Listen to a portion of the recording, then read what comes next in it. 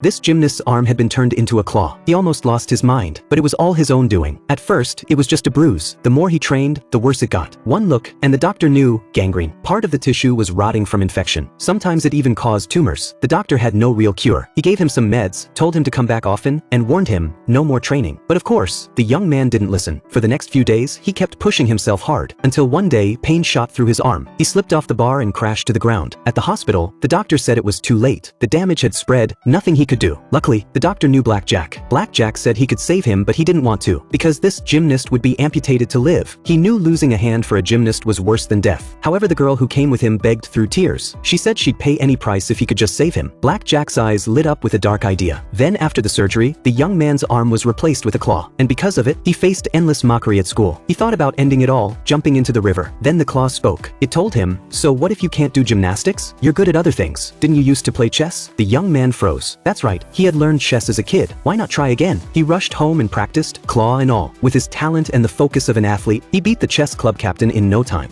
He qualified for the national high school tournament. Match after match, he made it to the finals. And through it all, the claw kept cheering him on. The boy grew to trust this strange new friend. But right before the championship, he heard a ticking sound from his arm. Wait, that sounded like a clock. And there was a giant clock in the arena. Then he saw the girl nearby, with a walkie-talkie. It hit him. The voice of the claw had been hers all along. He finally understood the plan she and Blackjack had made for him, and with a smile, he went back in and won the championship. Afterward, Blackjack offered to give him a prosthetic hand for free, but he refused. He can't live without this claw hand now. Finally, I believe that when you lose one path, it doesn't mean the world has closed its doors. Perhaps by changing direction, you can still shine, right?